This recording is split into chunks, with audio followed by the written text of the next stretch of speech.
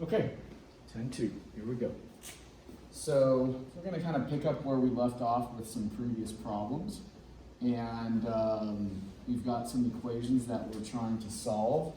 And we'll get to all of these options as they arise, but recall that in order to solve this, first we would move all the variables to one side.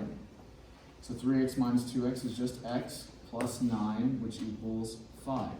Then we move all the constants, the numbers, to the right side, and we would get x equals negative 4. And that's it. This should feel like pretty much a review, nothing crazy. And in the event that you get an x or y or z or a variable equals an exact number, then you're going to choose A and select A and then submit or input that specific value. Now B and C does not apply or will not apply to any situation that is like this, okay? When it occurs, which I'm sure it will, we'll discuss that. But in the event that you get a precise answer, x equals, y equals, z equals, some number, positive, negative, fraction, whatever, you'll use A, an actual solution. Questions about that at all? Okay. All right, let's go to the next one.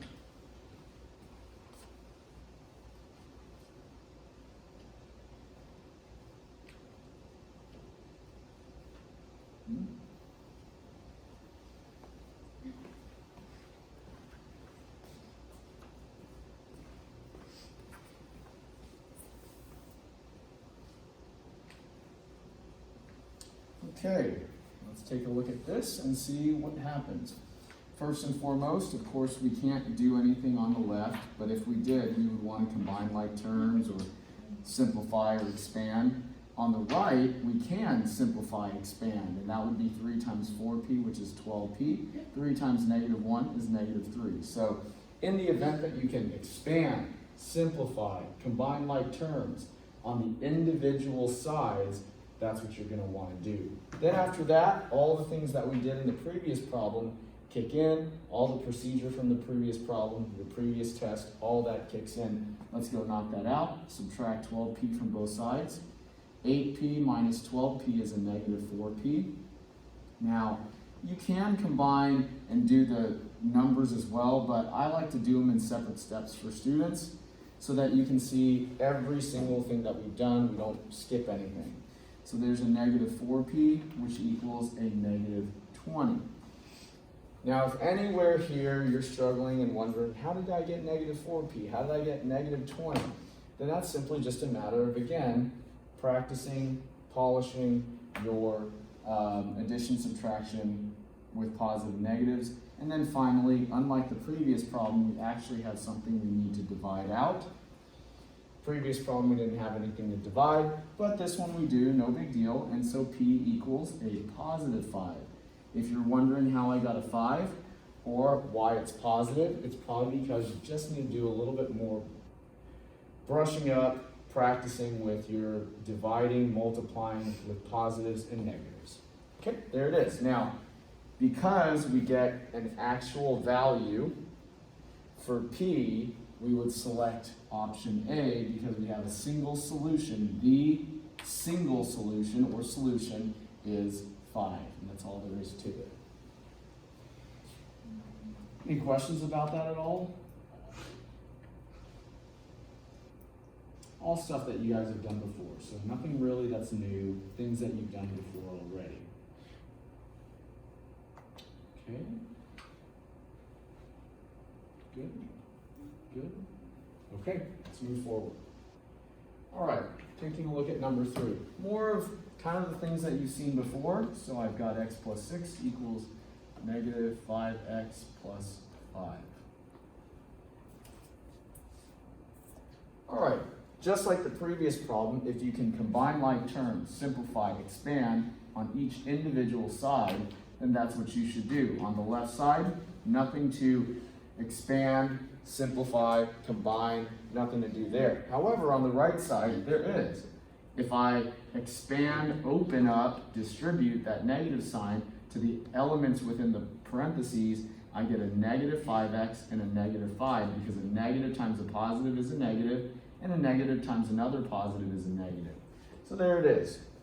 Now from here, all this stuff, moving things around, dividing as necessary kicks in. Again, these are all things that we've done already before, so it's pretty much review at this point. X plus 5x is 6x.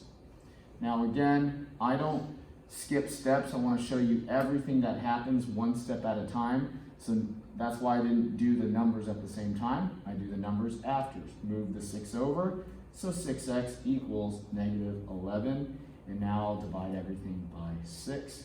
And so x equals negative 11 over 6. All of this stuff is review. So maybe even the beginning stuff should be review as well, but definitely from here down, all review, all review. Now, just because it's a fraction does not mean that B and C are options. A fraction is just as good as any kind of integer as you see here. So it's still a single solution for x. It just so happens that my solution happens to be negative and a fraction. So that's all you got to do. And just to make sure that we did things right, let's go ahead and put that in. And we're good. Okay? Any questions about that at all? So, no big deal. It's okay to have a fraction. It's okay for it to be negative. And when you get a single solution for your variable, that means that you're going to select option A. Any questions about that at all? Okay, doing all right? Anybody want me to do their question? So you guys are moving along with me? Okay, let's keep on going. All right, so on to the next one.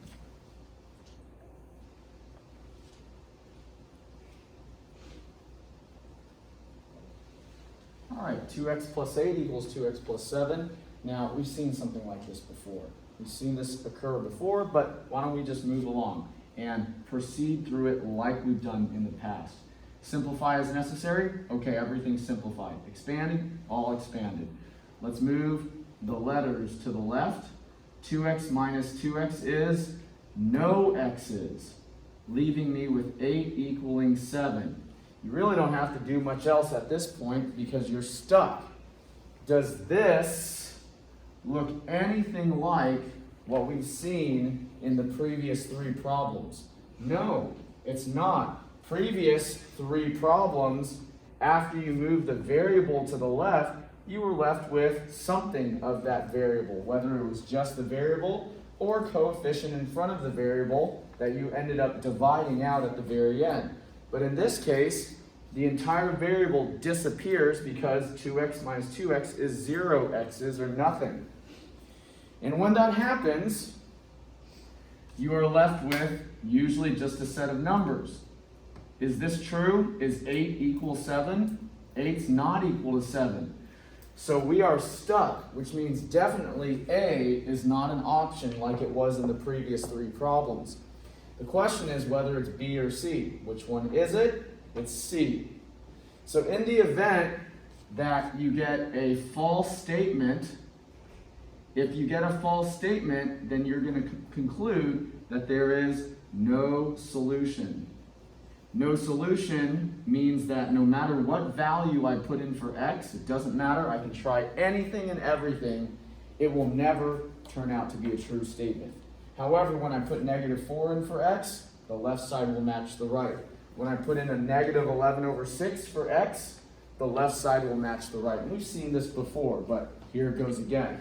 So in the event that you end up with a false statement, then you will conclude that there is no solution. Okay, so C is the correct answer. Any questions about that at all? Hopefully you guys got yours correct. All right. Let's take a look at this one.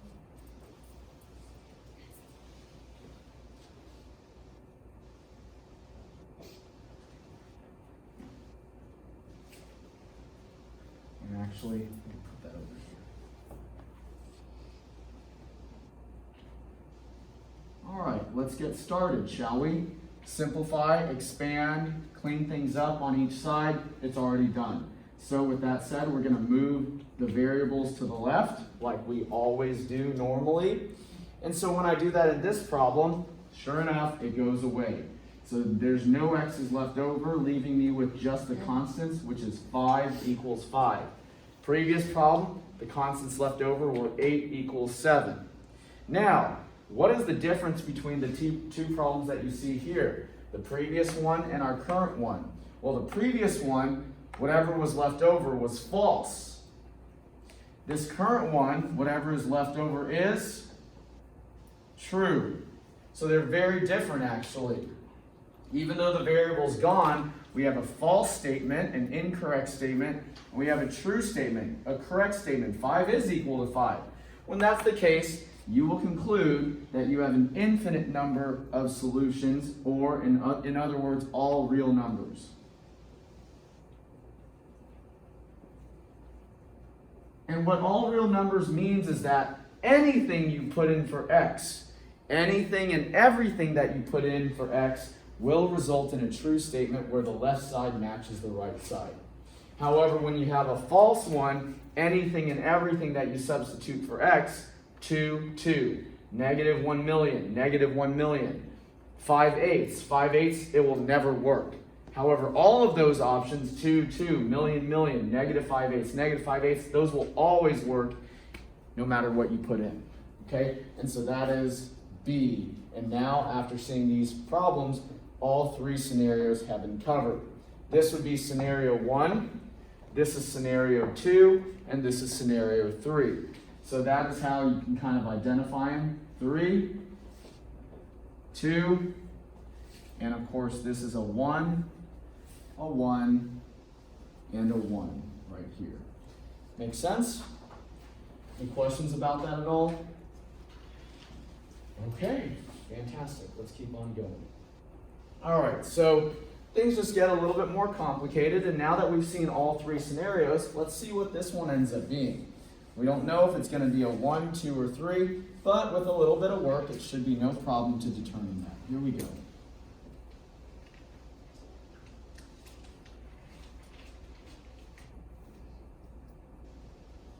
All right, let's go and simplify, combine, clean things up on the individual sides before we get going.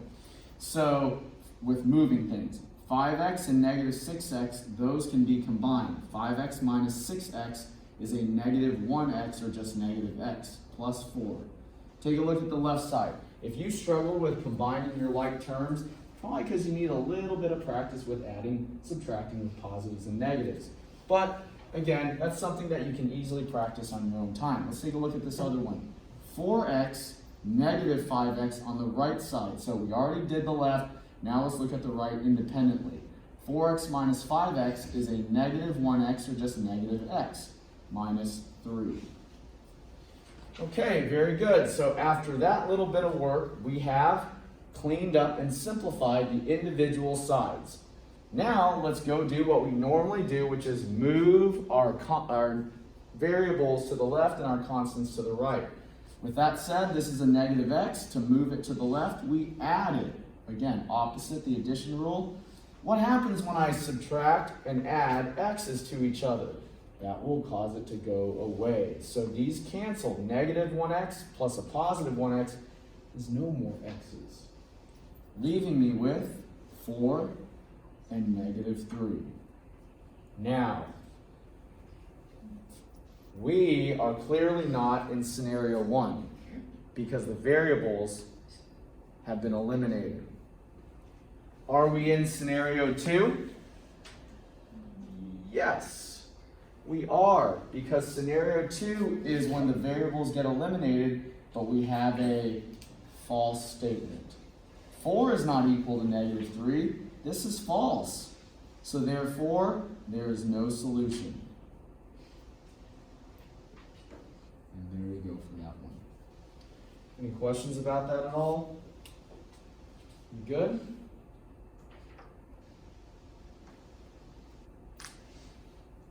Hopefully you got your problem. You answered yours correctly.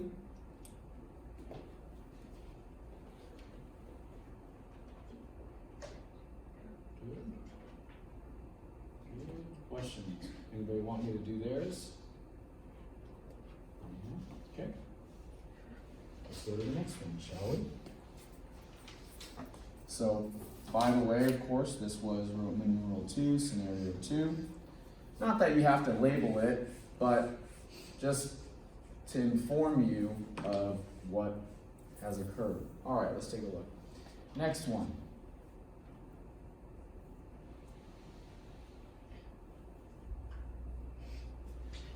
All right, here we go.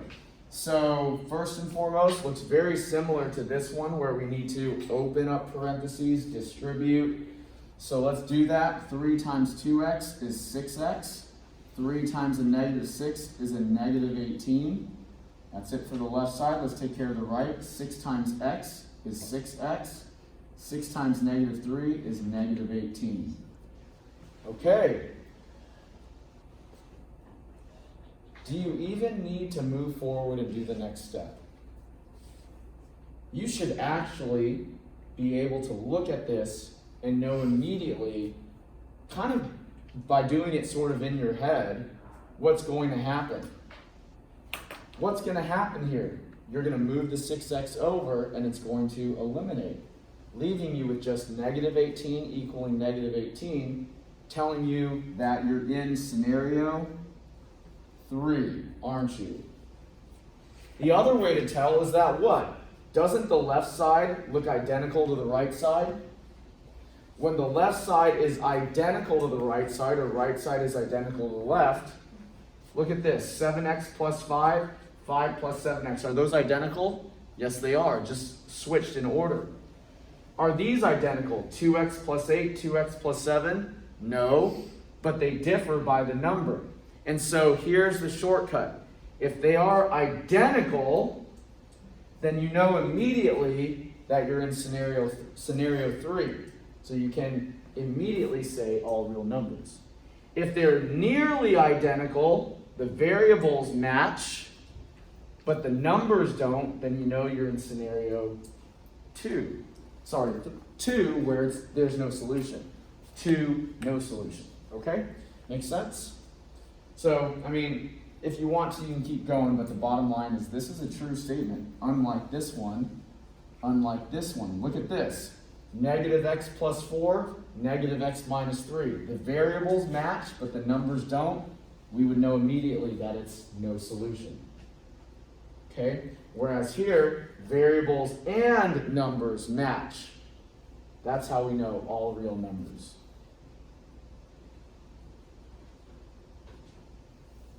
Questions about that? All right, so hopefully that helps you a little bit in terms of kind of accelerating through a problem. All right, let's take a look at number 8. This is kind of brutal here, so let's go and work this out together. I'm going to number my steps because I do want you to ensure that you can get this problem correct. It was actually a very difficult problem. And so if you can do it, you have a great handle over this material.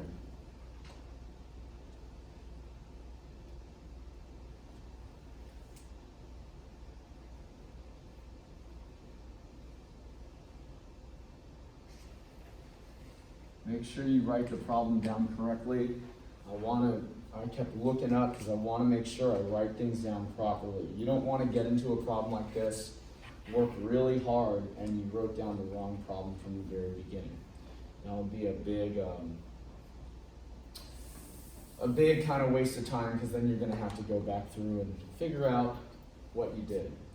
All right, so we've got fractions, and we're trying to do the same things that we've done for the last, 15, 20 minutes on a fraction problem. So the very first thing that you're going to do is you are going to determine what would be the lowest common denominator if we were to try to find one. Well, in order to do that, you got to look at what the denominators are. I've got a 5, a 1 technically, but that doesn't matter, a 4 and a 4.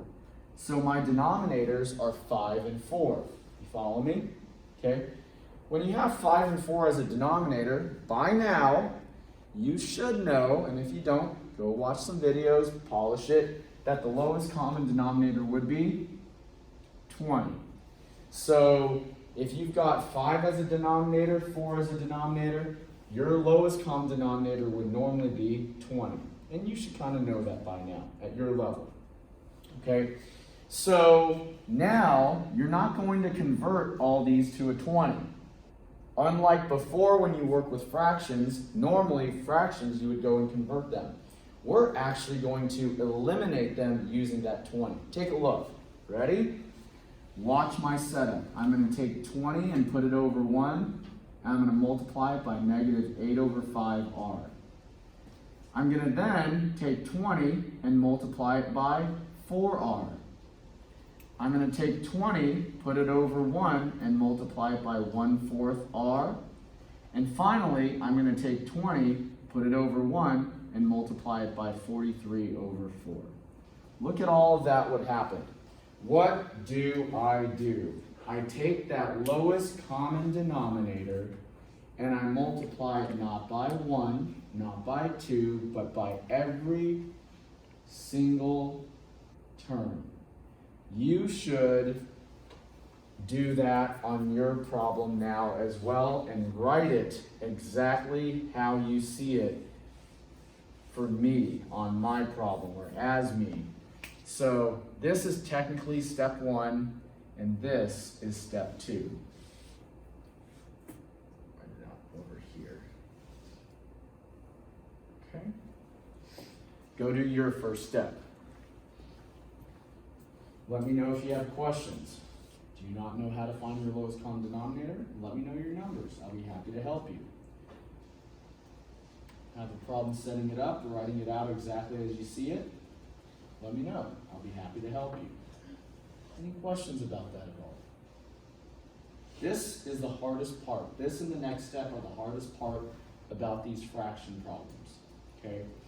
Other than that, once we get beyond the next 2 steps, it's not a big deal. Questions at all? Ready for me to move forward? All right, take a look. Now, this next step, step number 3, I should have marked that. Step number 3, you actually have seen me do and you have done yourself before. We're going to go through and do some cross cancellation, some diagonal cancellation. 5 and 20. 20 and 5. 5 and 20, 20 and 5. They can both be divided by 5. 5 divided by 5 is 1. 20 divided by 5 is 4. Let me rewrite that. 4, negative 8r. I want you to take a moment and look at what happened there. I'm going to narrate what happened. I canceled 20 and 5. I divided 20 and 5 by what they had in common. That resulted in the 20 becoming a 4. The 5 becoming a 1. Nothing happened with the negative 8 and the r. Why did it all of a sudden not become a fraction anymore? Because the denominators were 1 and 1. Which, why would I write it as a fraction if I don't have to? And that's the goal. Okay. Now the next one, positive 20 times 4r, there weren't any fractions there, so I don't have to do anything. So I can just write it as 80r. That's it. Okay? But the next 2, definitely we're going to have to do some cancellation. Follow along. I've got a 20 and a 4. A 20 and a 4. They're going to cancel. 20 and 4 are both divisible by 4. 4 divided by 4 is 1. 20 divided by 4 is 5. Let's rewrite it. 5 times 1r. Let's talk this through. Pay attention. 5 over 1 is just 5. 1 over 1 is just 1r. Negative 8 over 1 is just negative 8r, and that's how I got that. Okay? Let's go do the last one, shall we? 20 and 4. Again, they're both divisible by 4. 20 divided by 4 is 5. 4 divided by that 4 is 1. Let's rewrite it. Remember your plus sign. 5 over 1 is just 5. 43 over 1 is just 43. These two steps are extremely difficult. They are what makes this problem, and these types of problems, the tough ones. Okay? From here, it's not that bad, because from here, it's like the stuff we've done before. You just multiply, don't make a mistake with signs, blah, blah, blah. But these two, tough. Very tough, and takes practice. It's normal to make a lot of mistakes here if you're not careful, because look at all the detail that's going on in these two steps. Okay? Take your time, work it through. Anybody have questions about their step 2, step 3? Anybody? Yes. Talking about the big lines, like, so, if 5 and 2 denominators go to 10, that LCD? Yes, correct. 5 and 2 would be an LCD of 10. Exactly. Okay? So if you had a 5 and a 2, your LCD would be 10. And you'd have a 10, and a 10, and a 10, and a 10. All in the same spots.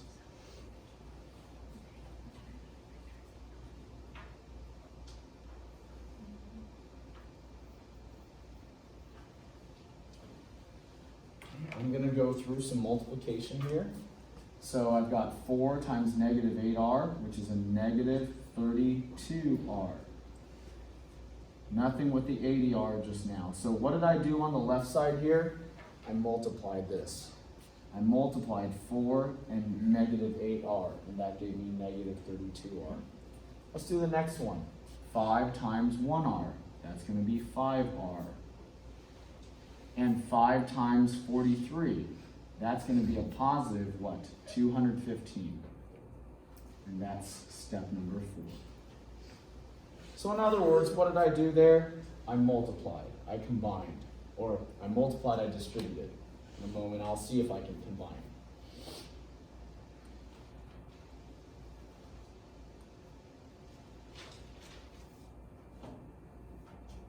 Okay, can I combine here? Yes. Negative 32r and 80r is a positive, what, 48r?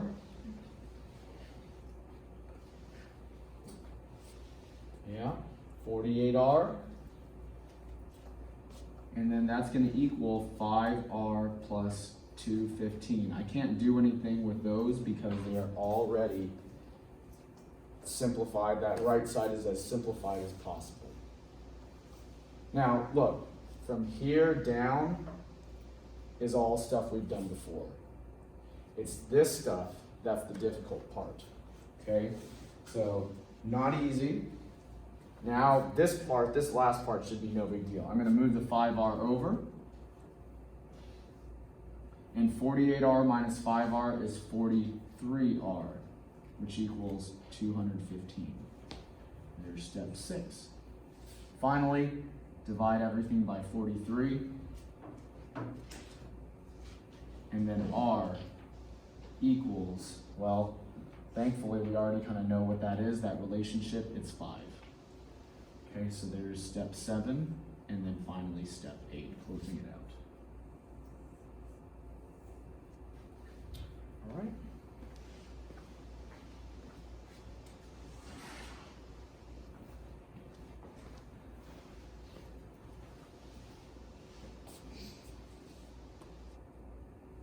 Questions? Now, when you do this problem, you would want to put my problem on the left side of your page, potentially, and your problem on the right side, and go line by line and match up the steps. This is not easy. It's actually very difficult. Now, the question is this case 1, 2, or 3? Well, this is case 1, because case 1 is when you actually get a unique answer. So the solution is 5. Okay?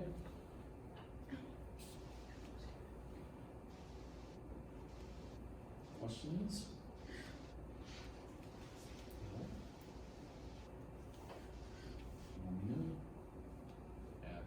Yeah, okay, so like, on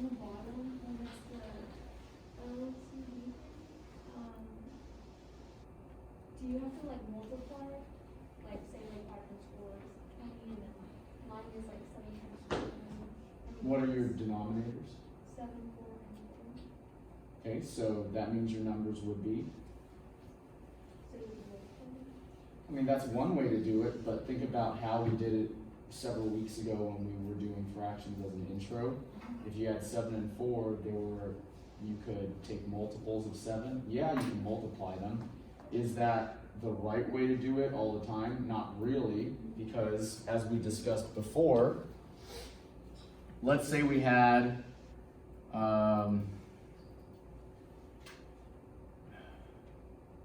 let's do this. Put it over here is probably better. Let's say we had the denominators and they were, say, 16 and, well, let's just do it like that, 16 and 4. If we go by your strategy and multiply them, you're going to say that the common denominator would be 64. But really, the common denominator should be what? What would the common denominator be if you have a 16 and a 4? It should be just the 16 itself. That would be the common denominator. So here's what I recommend you do. You should go back, watch the video on fractions. When we did fractions, watch that video on lowest common denominator so that you can refresh yourself on it. Okay? Alternatively, let's look at another one. Let's say we have denominator 15 and a denominator of 3. Okay? Should you make your common denominator 45?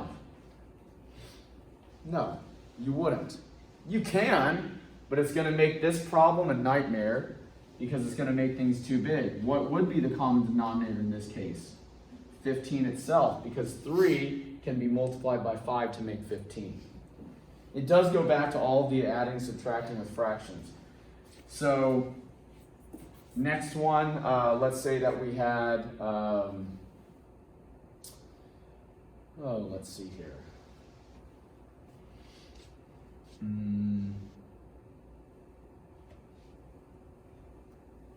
6 and 4.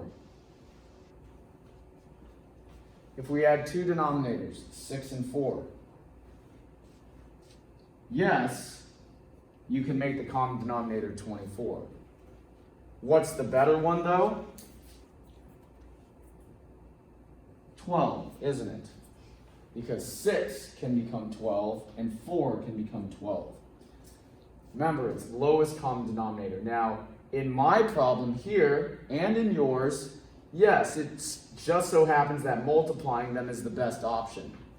But it's not always the best option, hence why I said you need to be really careful when you're doing it and go through the same thought process like we did when we were working on fractions. So just go back to that fractions one, or go to YouTube if you don't want to go through that video of mine and look up how to find the lowest common denominator. Find LCD, find lowest common denominator, and you're going to be able to have lots of great little short, maybe 5-minute videos that'll tell you not just this, but maybe some other tips, okay? And that will help you figure that out so that you can then proceed through these steps. You don't want to get hung up on the lowest common denominator step, though I don't blame you because everybody struggles with it at some point.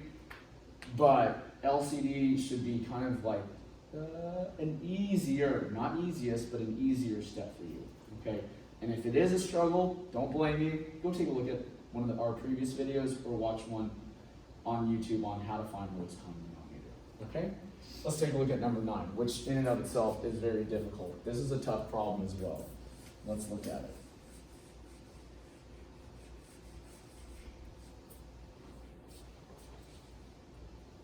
All right, so you've got 3/5 k minus k plus 1/4 equals 1/20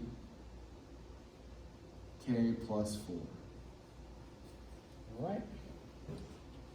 Now, unfortunately, I really actually dislike this problem because it uses the same lowest common denominator as my previous one. That's not very good as an example. Does somebody have a problem that's not 5, 4, 20? Are you guys all 5, 4, and 20? I can try to get one that doesn't. Somebody want to give me theirs that's not 5, 4, and I 20? have 2, 4, and 8. Yeah, 2, 4, and 8 works. Let's do that one. All right, go ahead and read it to me. I have 1/2 k Okay?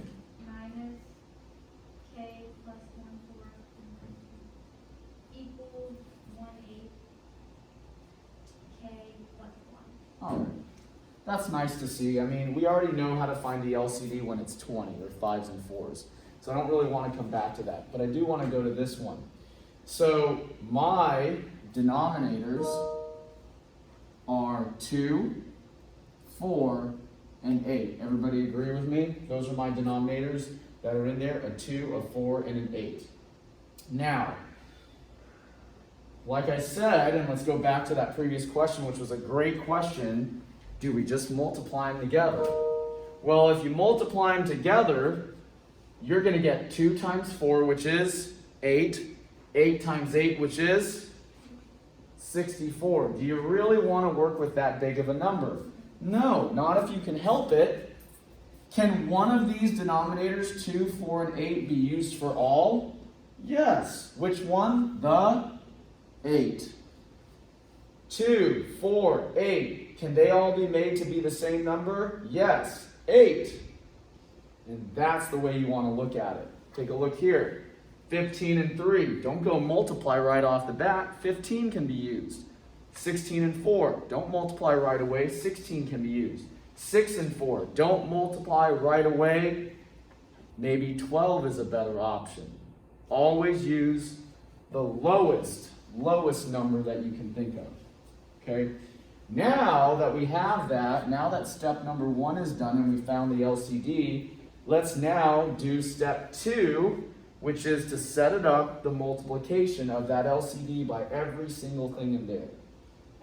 You guys with me so far? Now, quick note is that what I recommend that you do is, why don't we open up this parentheses first, okay? So 1/2 k minus k plus, nope, not plus, minus k minus 1/4 equals, leave this one alone. I mean, you don't have to, but let's just go ahead and open it. It's not the best way to do it. You could do it either way. You know what I'm gonna do? I'm gonna leave this one alone because I want to show you doing it that way. There's 3, 4 different ways to set this up, but this is good. Got it? So just open up this parentheses, leave this one alone. Okay, I'll explain at the end. You guys got your next step done. This is not ideally step 2, but it is. It's the second step for this one. Following me? Now I'm actually going to write this out like I did here. Okay, here we go. Give myself plenty of space. 8 over 1 times 1 over 2k minus 8 times that k minus 8 over 1 times 1 over 4. Everybody following me? Does this look like what we did in the previous problem? Yes. We take our LCD, put it over 1 if you're dealing with a fraction. Don't have to put it over 1 if it's not a fraction. And do it by every single term. 1, 2, 3, 1, 2, 3. Let's go to the other side. 8 over 1 times 1 over 8 k plus 1. And that's, I'll explain why we did it that way in just a moment, but you can maybe see why. Any questions about the setup there? This is very similar to this. Okay? Any questions about that? All right, let's go do some canceling. First one. 2 and 8. 2 and 8 are divisible by 2. 2 divided by 2 is 1. 8 divided by 2 is 4. Let's rewrite it. 4 over 1 is just 4. 1 over 1 is just 1k. Make sense? Very similar to what we did before. Negative 8 times k is negative 8k. All right, let's look at this one. 8 over 1, 1 over 4. Both 4 and 8 are divisible by 4. 4 divided by 4 is 1. 8 divided by 4 is 2. Minus 2 times 1. Because negative 2 over 1 is just negative 2. 1 over 1 is just 1. Okay. Why do we multiply by the LCD? So that we can clean things up. Let's go do the other side. All I have to do is these. 8 over 1, 1 over 8. I don't even have to think inside of here. What happens? 8 and 8 are both divisible by 8. 8 becomes 1, 8 becomes 1. And what happens with all of this? It goes away because it's just 1. Now you know, and if you want to, you can just do this, that's fine. Now you know why I did it that way. I did it that way because it's going to essentially take this completely out instead of multiplying it in and having to do it again. Okay, so that's why we did it like that. And so it's not easy. This is really hard. On a scale of 1 to 10, I would call this like a 9.5, if not a 10. It's not easy. But if you can do it, you're going to be in great shape. Okay? Any questions about step 3, step 4, or 3 to 4? Okay, let's go clean things up. From here on out, it's not nearly as bad. 4 times 1k is 4k. Minus 8k. Negative 2 times 1, negative 2. Over here, 1 times k is just k. 1 times 1 is positive 1, or bottom line is that 1 times anything is just that anything.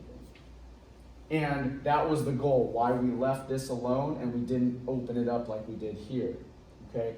We did it here because we needed to. Here, we knew that it was going to cancel out, so it got us down to there. You could have actually just written it as k plus 1. But we're almost done. Look at that. Okay, put these together. 4k minus 8k is a negative 4k. Minus 2 equals k plus 1. That's not too bad. I just combine like terms like I normally do. Okay? Now let's move things around. Subtract k from both sides. And how about this? I'm going to combine steps. Negative 4k minus k is a negative 5k. I could add 2 to both sides in the same step. I'm going to save some space here because I don't have much of it. So I moved k over, I added 2 over. Notice how I did that all at the same time. This is a little bit tricky because normally what would I do? I would move the letters and then move the numbers. Okay, but I moved the letters and the numbers all in the same step. So that leaves me with a 3. And then finally, divide everything by negative 5. Divide by negative 5, that's step 9. And so k equals negative 3 over 5. There's my answer in 10 steps. This is a very difficult problem. And so this would be the right answer. Okay? Hard. Really, really, really hard. It's tough. If you get this right, you're rocking. Again, like I said, it's like a scale. On scale 1 to 10, it's like 9.5, 10 out of 10. Difficulty. There's so much going on here. Fractions, multiplying, canceling, combining like terms, all this algebra in the middle. It's tough. And so many places where you can make a mistake. Okay? Questions about that at all? Question? Good? Okay. That's not easy. Tough. I should check to see if I actually got it right. I should get it wrong. Well, how about that? Did I?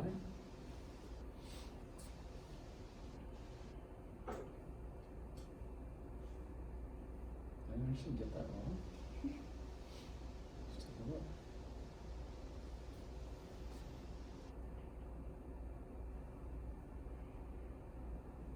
Did I write your problem? Oh, they're different problems. Did you get it right? Yeah, right. Like, oh my gosh, we're doing totally different problems because I just remembered that we wrote yours up there. Of course this is wrong. They're not the same problem. So negative 3/5 was the right answer? Yes. Okay, great. I panicked for a moment. All right, good. Let's move on, shall we? Okay, let's look at number 10. This is actually so much easier. Decimals are significantly easier than dealing with fractions. Let's take a look at this. So I've got 5.2x plus 3 equals 4.2x. Okay? So when you're dealing with decimals, what you want to do is get rid of the decimals before you get started doing anything else. Take a look. To get rid of the decimals, what you're going to do is look at how many decimal places you have in the problem. Mine, here's 1 decimal place. Here's no decimal places. Here's 1 decimal place. You guys with me so far?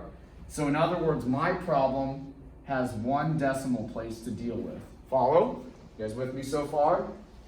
So what I'm going to do is I want to clear the decimals. Clear the decimals. I clear them by moving exactly the amount that I need that I have, or that I need to move. But the key is right here on this 3. What you do to one of them or another, you have to do it to all of them. Most students are going to get 52x, they're going to get 42x, but they're going to write what? 3 here when it should be what? 30. And that right there is going to be the difference maker for some of you. Make sense? Pay close attention to that. You got to get that right. What you do to one, you got to do it to everybody. If there's 5 terms, all 5 terms have to move over 1. If there's 3, like in this case, all 3 have to move over 1.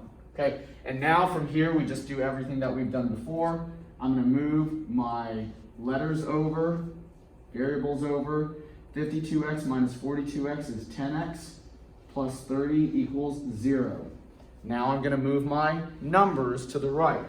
I'll subtract 30 from both sides.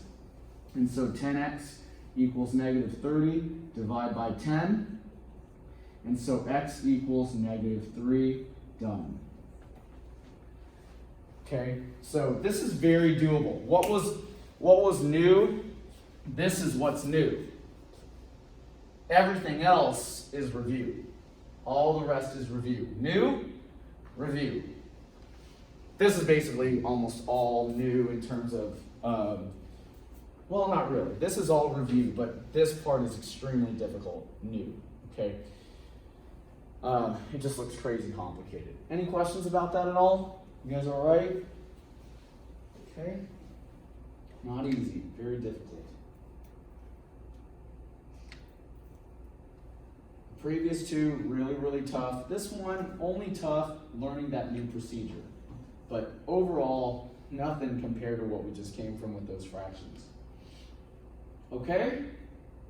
Questions about that? Anybody want to do theirs? Anything? Okay, all right. Okay, this is a great problem. Let's take a look at it. Let's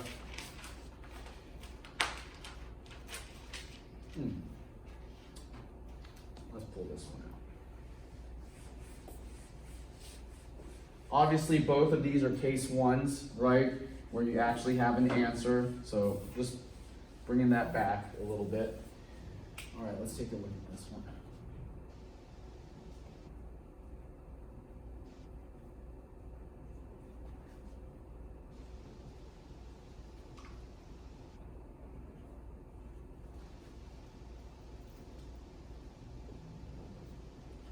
Okay. This is actually a really easy problem. Why do I say it's easy? Because there's a very, very small chance of making a mistake like this, because it doesn't exist in this problem. This problem is easy because every single piece is a decimal, isn't it? Decimal, decimal, decimal, decimal, decimal, decimal, and they all have just one position, don't they? So basically, to solve this problem, I just got to move everybody over by 1, and I don't have to worry about missing something that's a whole number or something else. I'm not actually going to finish this problem. I just want to show you what it's going to look like after I do the movement. I don't want you to think that there's anything new, because there's not. Combine like terms, move things over, divide as necessary. You still have work to do, but there it is. Does that make sense? Okay, I don't want to do it all. You get the idea. We've done way harder stuff. This is actually nothing compared to this over here, and it just follows this same concept, but easier, simply because you're not liable to make a mistake, because everything is a decimal there. Okay?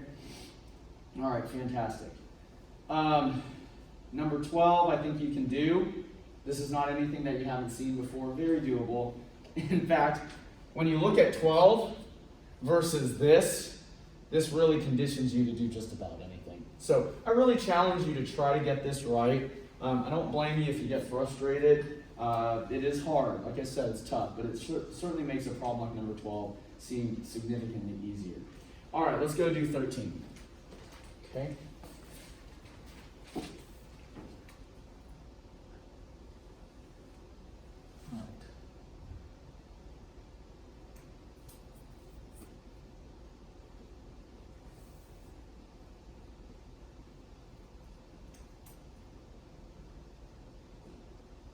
This is actually not bad at all in comparison. And you'll see why in just a moment.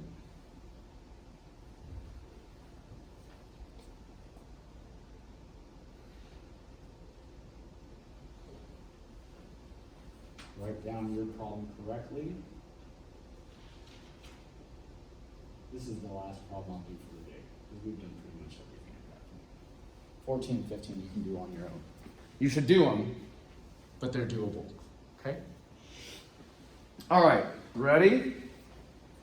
As we said before, LCD is always the first thing you need to determine when seeing fractions. So I'm going to come off to the side here and write down LCD. Now, in order to determine the LCD, we have to know what denominators we're dealing with. Well, I've got a 4 and a 2. That's it. Now, would it make sense in this case to multiply them together to get the LCD? No. And notice how now we've got it. If you multiply them together, you're going to get an LCD of 8. But in reality, what number can we use? 4. Great job. And the reason why you don't want to use 8 is now, can you imagine when we use 8, how that's going to magnify the problem and make it harder for us to cancel? So by using 4, it's going to keep things as small as possible. Now, I love that we did this problem. I want you to bring your eyes back over here, literally to this spot right here. Remember how I didn't open the parentheses? Because that is going to help cancel things out right out of the gates. Take a look. Okay, so let's go rewrite things. I've got a negative 4 over 1 times 1 over 4 x minus 8. Why is this negative out here? Because I took this sign and just moved it out front. Okay, just want to show you that. Why is this negative? This negative sign came out front. Follow me, everybody? Okay, let's go to the next one. I pull this plus sign out front just like I did with the negative sign. Positive here, positive here. 4 over 1 times 1/2 x plus 2. Everybody with me so far? Is this what we've done before? Yes, it is. It's just like this. We had an LCD of 8 and multiply it like I did before. You guys with me so far? Okay. Now, because these are whole, 4 times x plus 4 times 3. Isn't that fine? That's no big deal, right? I multiply it by every single term. All the terms get multiplied by 4. The terms with fractions get multiplied by 4 over 1. The terms that are just whole, just regular 4. Follow me? Okay? Now, let's go do our cancellation like we have done in the past. 4 cancels with 4 to give us a 1 and a 1. When that happens, we end up with a negative 1 times, do this over here, negative 1 times x minus 8. Now let's take a moment to pause and look at that. Take a moment to look at that. How did this become negative 1? Negative 1 over 1 times positive 1 over 1 is just going to be negative 1. Okay? And then that x minus 8 came down. Let's look at the other one, shall we? I'll bring down this plus sign. 2 and 4 cancel. They're both divisible by 2. 2 divided by 2 is 1. 4 divided by 2 is 2. See that? Okay, now let's write it out. 2 over 1 times 1 over 1 is just 2 times that x plus 2. Any questions about how I got that? See that? Negative 1, we multiplied it out. Positive 2, we multiplied that out. 2 over 1 times 1 over 1 is just 2. Okay? Now on the other side, equals 4x plus 12. That one should be pretty straightforward. 4 times x is 4x, 4 times 3 is 12. Okay? Questions about that? So, step 1, step 2, step 3. Make sense? Okay. Shall we open up the parentheses like we normally would? Negative 1 times x is negative x. Negative 1 times negative 8 is positive 8. Look at that for a moment. Pretty straightforward, stuff we've done before. Let's do the other one. Positive 2 times x is positive 2x. Positive 2 times positive 2 is positive 4. Isn't that what we've done before as well? Can't do anything here because that's already done, 4x plus 12. And that's it for step 4. Now, I'm going to stop right there because the truth is you guys can finish this from here. Okay, combine like terms, move things over, blah, blah, blah. You know what to do. It's not done. You probably have at least 4 or 5 more steps. But at this point, we're pretty much here. And you can finish things out like you're used to. Make sense, everybody? Okay, you guys did a great job. This is a very difficult section. Okay, good work.